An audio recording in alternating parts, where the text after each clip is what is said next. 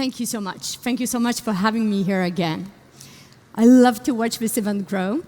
I love to see the debate that it sparkles and the positive impact that it has.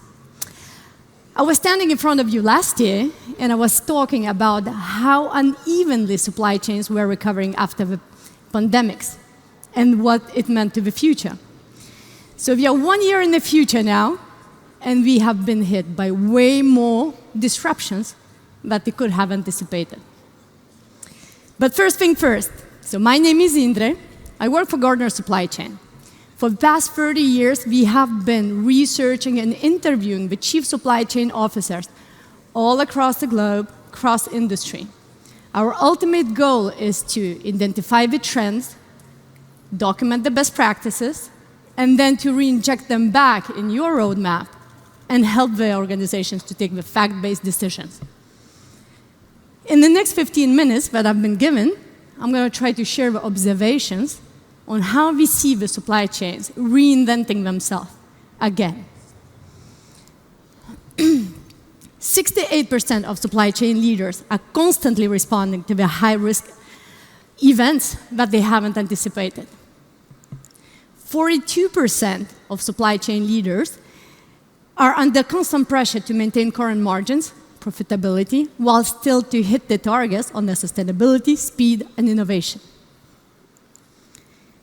If we just take the zoom out for a second from our local region and think about the global disruption map for the past 3 years only, the disruptions are way more frequent. It has become the constant challenge for the supply chains.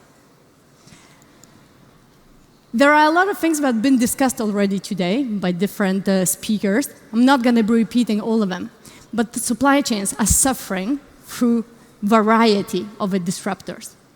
They are suffering from things like climate change, floods in China, burning forests in the US, burning Europe this summer, the hurricane in the US last month, floods in Crete yesterday or the day before. They are suffering from labor strikes. France is paralyzed since last week. Why? Because the labor is on strike in Total Energies. Policies, Brexit, US trade war, things like ESG, sustainability, the individual country requirements for the increased renewable energy and the decrease of carbon footprint, obviously energy shortages, electricity, gas, coal mining restrictions. Obviously, pandemics, we've been speaking enough about this, but there are also other health issues that are forbidding the transportation. There are things like social unrest, strikes, immigration, in US, BLM, political unrest, war, and terrorism. We've been speaking about these things a lot, but there are things like the missile launches from China, North Korea. There is the US withdrawal from Afghanistan. Obviously, there is a war between Russia and Ukraine. There are constant cybersecurity attacks and breaches. There are accidents that we cannot anticipate, like the Suez Canal last year that paralyzed the supply chain for days. The complexity is when these disruptors are hitting at the same time, increasing heavily the impact.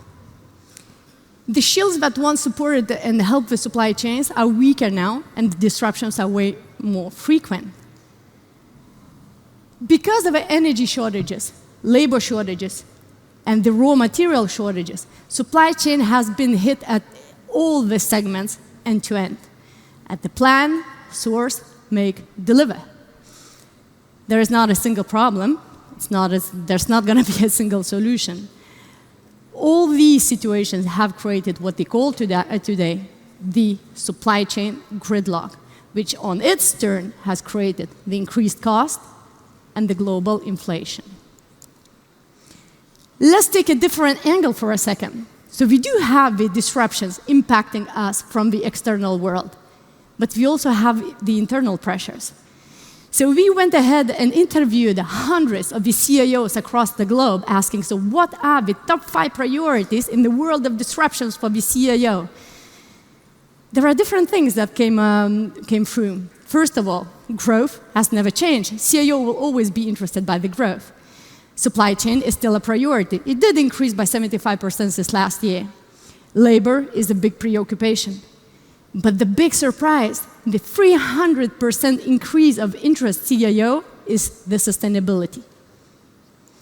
72% of CIOs believe that sustainability initiatives and the right communication will bring them the new customers. 70% of CIOs believe that it's going to bring them the new investors. CIO from Ford says that they're going to be manufacturing 2 million of electrical vehicles yearly by 2026, which will represent 30% of their production globally. All this, obviously, maintaining the positive profit margins. He says that supply chain is going to be the competitive advantage. CIO from General Motors, she's attacking the thing from the multiple angles. She says that they're going to be the answer to the climate change by putting everyone in the electrical vehicle. They claim to invest $35 billion by 2026 in the electrical vehicle. All this while respecting labor requirements to work when the role allows over the distance. Yes, I am aware these are very generic examples, but I have hundreds of them. I'm not going to be using time for this. The thing is, supply chains are impacted by external disruptions. It's also impacted by internal pressures.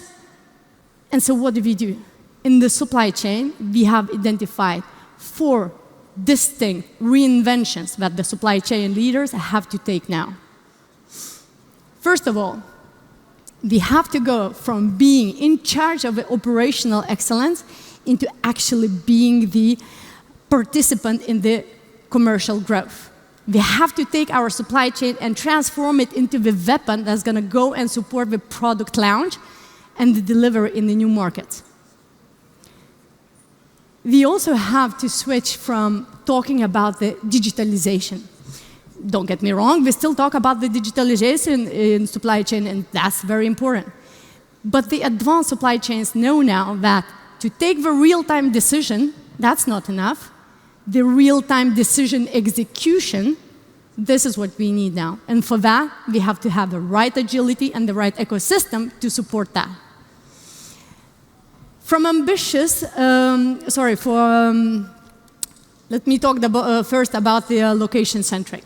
So they used to be the location-centric. We have to go into more human-centric now. And why is that?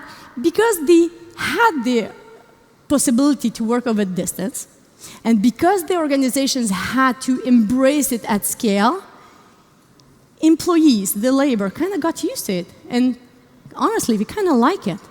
So the organizations are having the new challenges, how to bring people back. And the workforce demands are increasing. The scope is becoming wider with diversity, equity, inclusion. Because of the labor shortages, supply chains have to reinvent how to attract the talents and how to make them stay. Obviously, there's also the ambitious action, sustainability. We've seen it's important for the CEO. We have to change this idea. I'm going to keep talking about the sustainability goals that I never hit. Now there are people keeping track on what you said you're going to do about the ESG and what you have actually done. All of these things are relying on the partnerships. Partnership is key, and the logistics has become the major player in reinventing the supply chain. There wouldn't be a Gartner presentation if I wouldn't be showing one of the magic quadrants. Intentionally, I chose to show you the third-party logistics. These organizations here are leaders.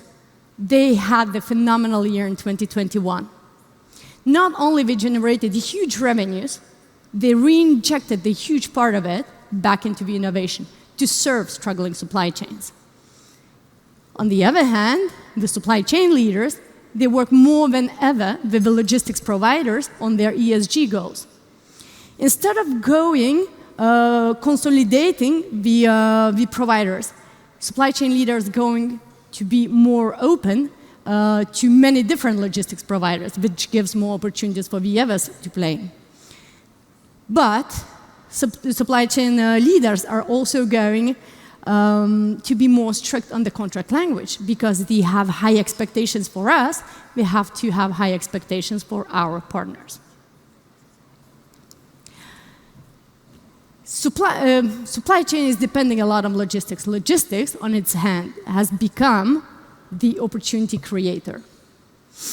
But where do we start? How do we start?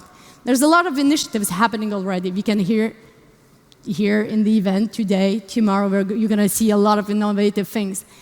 But each logistic provider can now choose its differentiator or the set of the capabilities that they're going to be providing for their business or their client business. And so the best place to start, we believe, is the segmentation. It's really about looking at all of the possibilities that we can do that's going to be useful for our clients, and then we put it in the different segments. So how about we start looking at what is the continuous improvement possibilities that's going to be immediately useful for our existing clients? Then we can start looking about the incremental innovation that's going to actually switch the way logistics is behaving and will migrate the operational model into the different part of the activity that's going to attract the new customers and the new markets. And then there's transformational innovation. Things that take time, that can take 6 months, maybe 12 months, maybe 18, but these things will build our future. There's a lot of things we can do. The logistics providers can decide which proactive role you're going to be playing. So if there is one thing I want you to take away from this, I want you to remember, supply chain organizations are going through 4 distinct reinventions. The logistics providers can choose where you're going to be bringing the unique set of capabilities to make that reinvention faster and less painful. I'm going to stay here for another day. I do realize it was quick and very generic. I'm staying here for another day if you want to have a chat and talk more. On the other hand, I invite you to check the Gartner.com, where you're going to find plenty of information, the research, and the findings that we openly share. Thank you so much. It was a pleasure to be here.